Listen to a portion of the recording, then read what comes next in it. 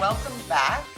A great company that you need to pay attention to, and you, not just you with the expensive suit and the pocket square, but you who's looking for that really cool investment. Obviously, there's always risk in investment, but at EQUITY.GURU and here on First Glance with Jody Vance, we like to introduce you to companies who have great ethics behind them, a great mission before them, and are on a trajectory where you are getting in at a point where your money will grow, your investment will grow. And for that, we are really happy to welcome back Valeo Pharma CEO Steve Saviuk is with us. Nice to see you again, Steve.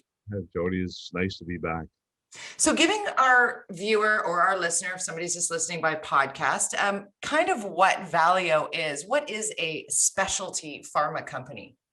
Well, Valeo is a Canadian pharmaceutical company. When we talk about specialty pharma, we generally refer to the fact that we focus on certain specialties like oncology, like neurology. So that's how people generally define a specialty company in Canada. We're an in-licenser. So in other words, we're not a research and development company. We're not a biotech company.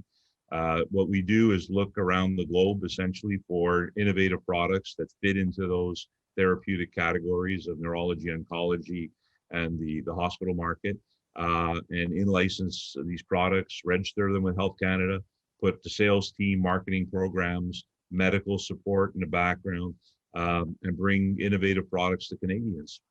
This is what I love so much about Valeo, and what really stuck with me since our first conversation, which was quite some time ago, is that you aren't on the research side and the development side. You do research all of the possibilities to come into play into Canada, because I mean, the millions of ideas and hopeful developed opportunities around the globe don't all land in our country, and so many of them could and should help millions of people. So it gets really exciting when your team of professionals can sift through all of that and look through the lens of what will really help in those specified areas of medicine here in Canada. And let's talk about a couple that you've added to your roster and are looking to share with our listener now. What is in your hand? Well, since we last spoke, we actually commercialized 4 products, and we're pretty excited about them. One in oncology called Yondelis, which is really quite an interesting niche product. It's a rare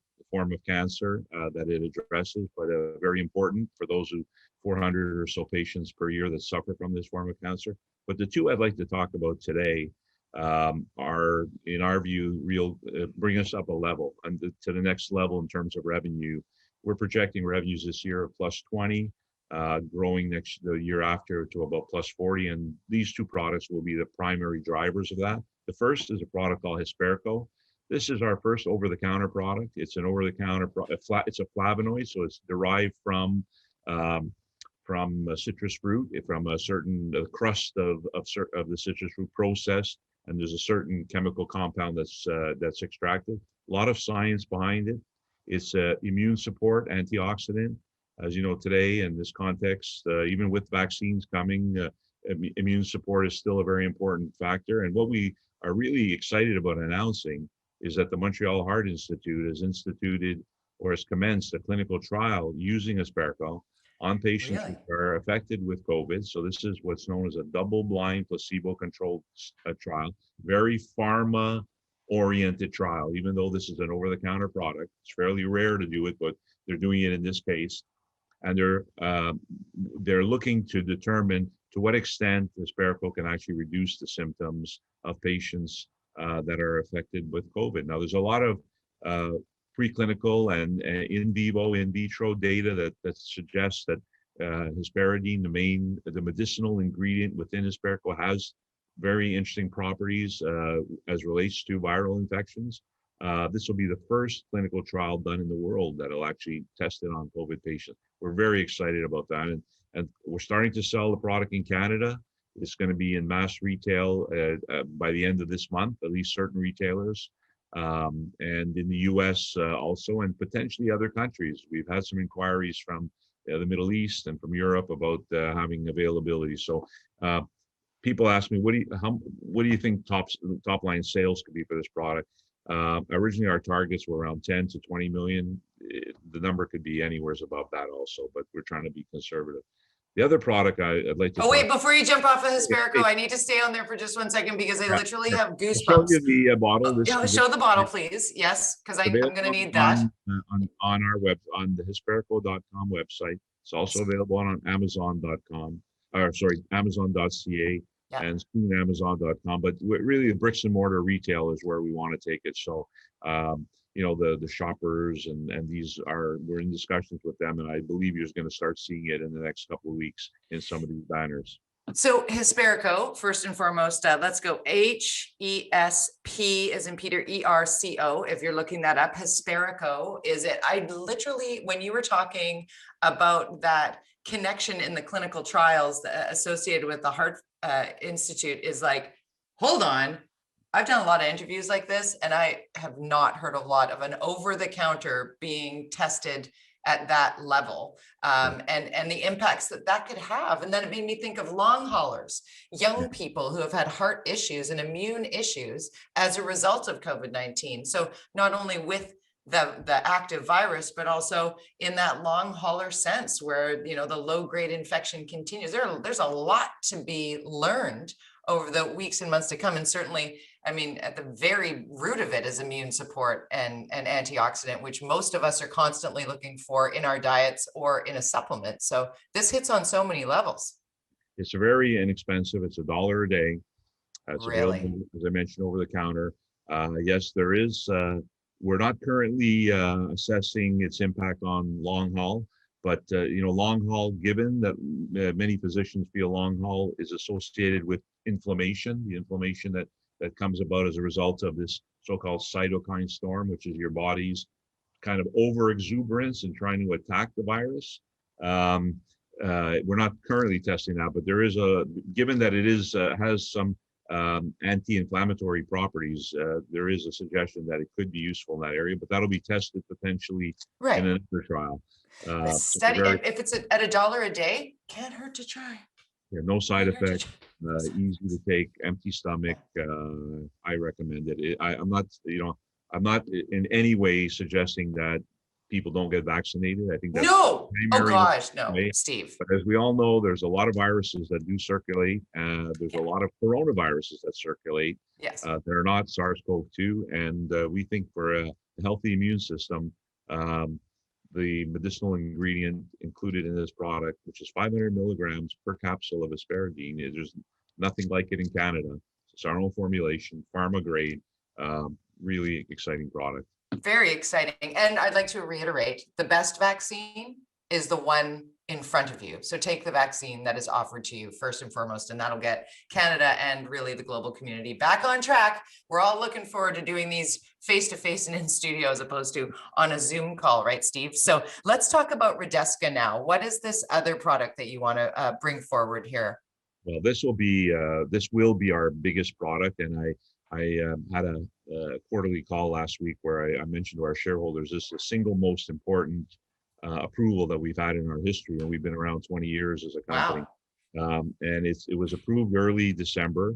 It's an anticoagulant, so a blood thinner. It's very interesting market in Canada for this type of blood thinner. It's about $200 million in total. We'll be launching this product late spring, early summer. We think we're going to get some significant market share for a number of reasons about the pricing and about some of the attributes of the product and the availability of the product. Interestingly enough, availability for this particular class of products is an issue. It's in short demand, or short supply, I should say, big demand. So we think this will be a $30-40 million top line product for us very rapidly. Typically pharma products take 4 to 5 years to hit their really peak sales. In a case of Radesca, you're looking at something around 18 to 24 months. So it's very quick, very good profit margins, and a real game changer for us. And we're very excited about this launch and the team that's putting it together. Pardon my novice question, but is Radesca in the same category as like heparin and warfarin? Well, it is a heparin. It's okay. The low molecular weight heparin. So warfarin is an oral anticoagulant that you might take on a longer basis. Radesca is used predominantly in hospitals following certain types of surgery. So you might say an implant, so knee, hip, cardiac surgery, anything where you're bedridden. The main issue there is, can there be any blood clots that form? If these blood clots migrate into your lungs, it could be pretty serious, Deadly. fatal. Yeah. So it's a standard of care to be given low molecular weight heparin. And we feel that as a result, and this hasn't changed, it is the standard of care. It's been the standard of care since the 90s and will be the standard of care for the foreseeable future. So a very interesting product, and a testament to our team. What was a difficult product to get approved because it's a very complex, it's a naturally occurring, heparin occurs naturally, so it's a biological product. I did not know that. That has some issues because of variability and what have you. Mm-hmm. But and the marketing team is out there, and I think we're going to get a very favorable response. We are getting already favorable response to the product. So as soon as the product's launch, we'll let you know, and love to come back on the show and talk about it. But we're very excited, and this will drive us into the next level in terms of revenue. And this is where when we talk about 20 million this year, 40 next year, these two products are contributing a lot to that. This is that opportunity moment. Again, Valeo Pharma, it's been far too, your story is so interesting. I haven't been telling people who you are. Valeo, V-A-L-E-O Pharma, and the stock symbol is V as in Victor, P as in Peter, G as in George. VPG is the stock symbol. Valeo Pharma, and Steve Saviuk is our guest. And of course, you're welcome back here to update us at any time, Steve. Where can people find out more about Valeo Pharma? If they're listening right now and thinking, I could be an investor in this, I like where it's headed, where am I going, where am I clicking, and how do I get a hold of Steve if I have questions? Well, I'll start off by saying our symbol is VPH, the G, but that's fine.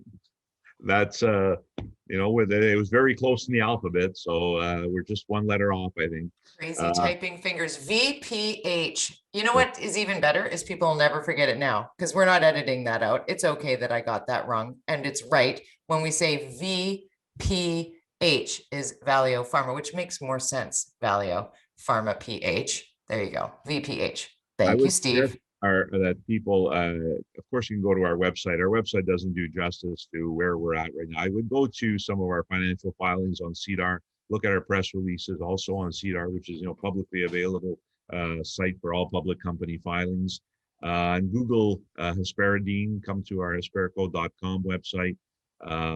We have an analyst report. It's hard. I don't know if we've published, if that's on our website or not, but Industrial Alliance has put out some research on us, and I expect a couple other analysts may follow suit shortly. So we're at a very exciting time as a company, really growing from that sort of smaller, last year we had gross sales of just over 8, this year, as I say, going over 20. So it's a 2.5x kind of growth in revenue.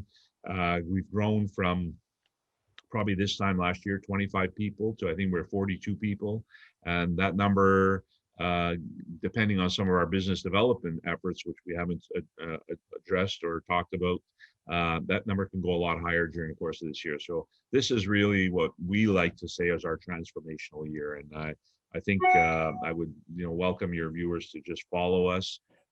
Certainly get Hesperico, but follow some of the press releases that'll be coming out, our quarterly results, and just general news about the company. And I think you'll be very surprised about where we're going to go this year. And I'll with your audience, I know we're Canadians and we obviously follow hockey. It's great that it's back on TV, and it's the old quote, I believe, from Wayne Gretzky. It says, "Don't look where the puck is, look where the puck's going." And it's very true with many companies. Where they are today, you have to project where will they be in 12 months, 18 months. And it's all about the products they have, the people they have, that is going to drive them into that new direction and that new valuation. And I think we're well on our way to going there. And from an investor's perspective, I can also quote Wayne Gretzky: "You miss 100% of the shots you don't take."